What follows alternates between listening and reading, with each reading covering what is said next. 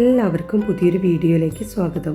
കഴിഞ്ഞ 2-3 ശനിയാഴ്ചകളിലായിട്ട് ഐതിഹ്യമാലയിലെ ഓരോ ഭാഗങ്ങൾ ഇട്ടിട്ടുണ്ടായിരുന്നു. ഇന്നിപ്പോൾ 4ാമത്തെ ഐതിഹ്യമായ ഭർതൃഹരിയാണ് ഈ ഒരു വീഡിയോയിലുള്ളത്. ഭർതൃഹരിയെ കുറിച്ച് കഴിഞ്ഞ 3ാമത്തെ ഐതിഹ്യത്തിൽ സൂചിപ്പിച്ചിട്ടുണ്ടായിരുന്നു. ഇതിൽ കുറച്ചുകൂടെ കൂടുതലായിട്ട് അറിയാം. ഐതിഹ്യമാല ഒരു പ്ലേലിസ്റ്റ് ആക്കി വെച്ചിട്ടുണ്ട്. ഇനി ഇത് പുതുതായിട്ട് കാണുന്ന ആരെങ്കിലും ഉണ്ടെങ്കിൽ, ആർക്കെങ്കിലും മുമ്പത്തെ ഭാഗങ്ങൾ കാണുന്നുണ്ടെങ്കിൽ അതൊന്ന് നോക്കിയാൽ മതി. 3ാമത്തെ ഐതിഹ്യത്തിലാണ് ഭർതൃഹരിയെ സൂചിപ്പിക്കുന്നത്. ഭർതൃഹരി ആദ്യമേ തന്നെ നിത്യ ബ്രഹ്മചാരി ആയിരുന്നു. അതല്ല, അദ്ദേഹം ആദ്യം വിവാഹം കഴിക്കുകയും ഗൃഹസ്ഥാശ്രമത്തെ സ്വീകരിച്ച് കുറച്ചു കാലം ഇരിക്കുകയും ചെയ്തതിന്റെ ശേഷം പിന്നീട് വിരക്തനും സന്യാസിയുമായി തീർന്നതാണെന്നും ഇങ്ങനെ 2 വിധം കേൾവിയുണ്ട്. അദ്ദേഹം ഐഹിക സുഖങ്ങളെ ഉപേക്ഷിച്ച് വിരക്തനായി തീർന്നതിന് വേറൊരു കാരണവും ചിലർ പറയുന്നുണ്ട്. അതെന്താണെന്ന് ഇനി പറയാം. ഒരു ദിവസം ഒരു യോഗീശ്വരൻ ഭർതൃഹരിയുടെ ഗൃഹത്തിൽ വന്നു. ആ യോഗി ഒരു മാമ്പഴം ഭർതൃഹരിയുടെ കയ്യിൽ കൊടുത്തിട്ട്, ഈ മാമ്പഴം തിന്നാൽ ജരാനരകൾ കൂടാതെ എന്നും ജീവിച്ചിരിക്കുമെന്ന് പറഞ്ഞ് ഉടനെ ഇറങ്ങിപ്പോവുകയും ചെയ്തു. യോഗി പോയതിന്റെ ശേഷം ഭർതൃഹരി ഇങ്ങനെ ചിന്തിച്ചു: കുറച്ചു കാലം കഴിയുമ്പോൾ എന്റെ പ്രിയതമ വാർദ്ധക്യ നിമിത്തം ജരാനരകളാൽ ബാധിതയായി മരിച്ചു പോകുമല്ലോ. അവൾ മരിച്ചിട്ട് പിന്നെ ഞാൻ ജീവിച്ചിരിക്കുന്നത് എന്തിനാണ്? അതിനാൽ ഈ മാമ്പഴം അവൾക്ക് കൊടുക്കണം. അവൾ എന്നും ജീവിച്ചിരിക്കട്ടെ എന്ന് വിചാരിച്ച് ആ മാമ്പഴം ഭാര്യയ്ക്ക് കൊടുക്കുകയും അതിന്റെ മാഹാത്മ്യം ഇന്ന പ്രകാരമാണെന്ന് അവളെ ധരിപ്പിക്കുകയും ചെയ്തു. ഭർതൃഹരി അസാമാന്യമായി സ്നേഹിച്ചും പതിവ്രത ശിരോമണിയെന്ന് വിശ്വസിച്ചും വെച്ചിരുന്ന ആ ഭാര്യയ്ക്ക് ഒരു ജാരനുണ്ടായിരുന്നു. അവൻ ഭർതൃഹരിയുടെ അശ്വപാലകൻ തന്നെയായിരുന്നു. അശ്വപാലകൻ എന്ന് പറഞ്ഞാൽ കുതിരക്കാരൻ.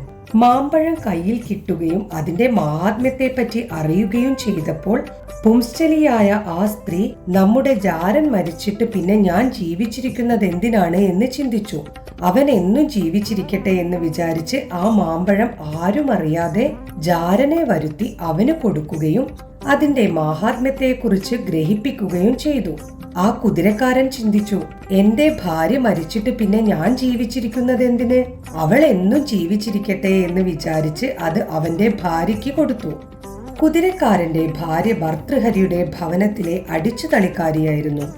അവൾ അവിടെ വന്ന് അടിച്ചുതളി കഴിഞ്ഞ് അവളുടെ വീട്ടിലേക്ക് പോയ സമയത്താണ് കുതിരക്കാരൻ ഈ മാമ്പഴം അവൾക്ക് കൊടുത്തത്, അതിന്റെ മാഹാത്മ്യത്തെ ധരിപ്പിച്ചതും. ഭർതൃഹരി പുറത്തെവിടെയോ പോയി തിരിച്ചു വരുമ്പോൾ മധ്യേമാർഗം ആ സ്ത്രീ മാമ്പഴവും കൊണ്ട് പോകുന്നത് കണ്ടു. മാമ്പഴം കണ്ടപ്പോൾ അത് തനിക്ക് യോഗി തരികയും താൻ ഭാര്യയ്ക്ക് കൊടുക്കുകയും ചെയ്ത മാമ്പഴമാണല്ലോ എന്ന് അദ്ദേഹത്തിന് മനസ്സിലായി.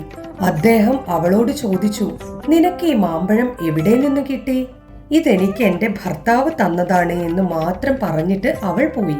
ഭർതൃഹരി സ്വഗൃഹത്തിൽ വന്നതിന്റെ ശേഷം കുതിരക്കാരനെ വരുത്തി ആ മാമ്പഴം അവൻ എവിടെ നിന്നു കിട്ടിയെന്നു ചോദിച്ചു.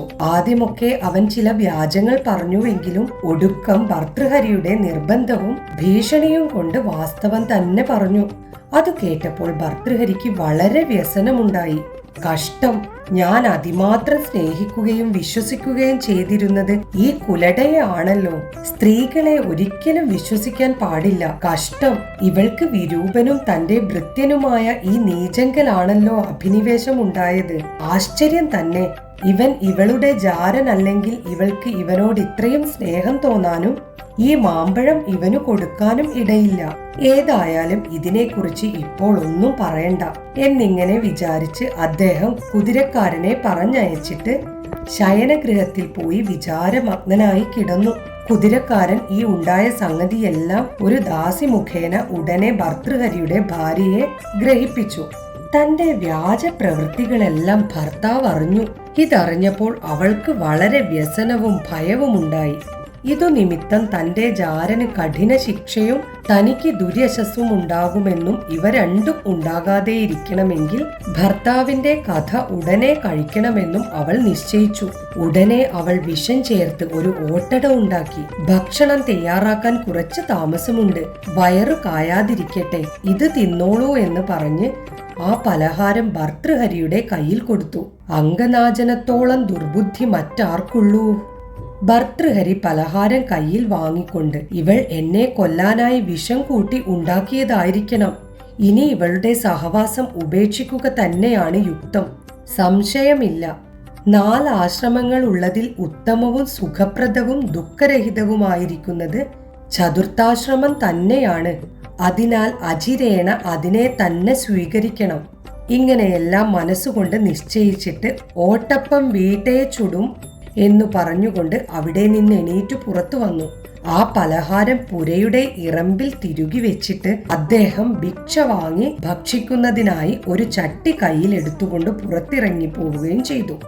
ഭർതൃഹരി പടിക്കു പുറത്തിറങ്ങിയപ്പോൾ അദ്ദേഹത്തിന്റെ പുരയ്ക്ക് തീപിടിക്കുകയും സർവസ്വവും ഭസ്മാവശേഷമായി തീരുകയും ചെയ്തു.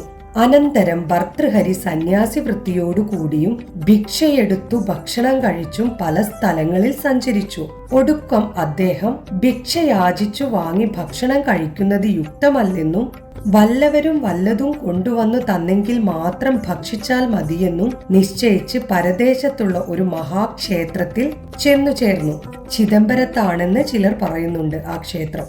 അവിടെ കിഴക്കേ ഗോപുരത്തിൽ പട്ടണത്തുപിള്ള എന്നു പ്രസിദ്ധനായ സന്യാസി ശ്രേഷ്ഠൻ ഇരിക്കുന്നുണ്ടായിരുന്നു. അതിനാൽ ഭർതൃഹരി പടിഞ്ഞാറേ ഗോപുരത്തിൽ പോയി തന്റെ ചട്ടിയും മുമ്പിൽ വെച്ച് അവിടെ ഇരുന്നു. ആ ചട്ടിയിൽ വല്ലവരും വല്ല ഭക്ഷണ സാധനവും കൊണ്ടു ചെന്നിട്ടാൽ ഭർതൃഹരി അതെടുത്തു ഭക്ഷിച്ചിരുന്നു. അതിൽ ആരും ഒന്നും കൊണ്ടു ചെന്നിട്ട് കൊടുത്തില്ലെങ്കിൽ അദ്ദേഹം ഭക്ഷിക്കാറുമില്ല. ഭക്ഷണം കൂടാതെ അദ്ദേഹം അനേകം ദിവസങ്ങൾ കഴിച്ചു കൂട്ടാറുണ്ടായിരുന്നു.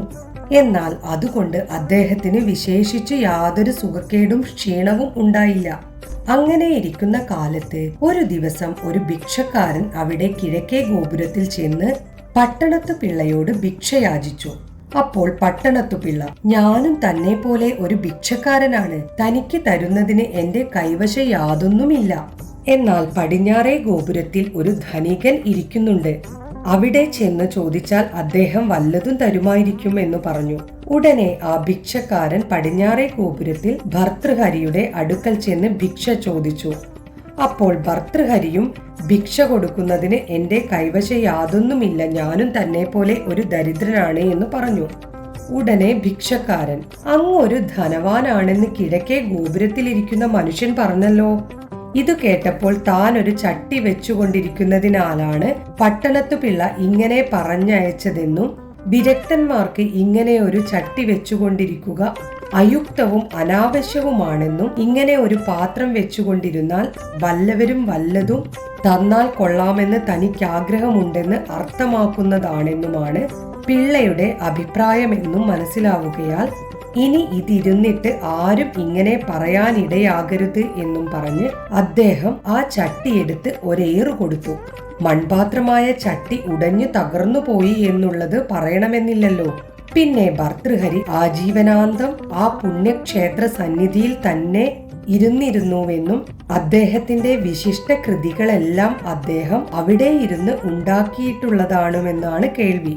ഐതിഹ്യമാലയിലെ അടുത്ത ഐതിഹ്യം അടുത്ത ശനിയാഴ്ച.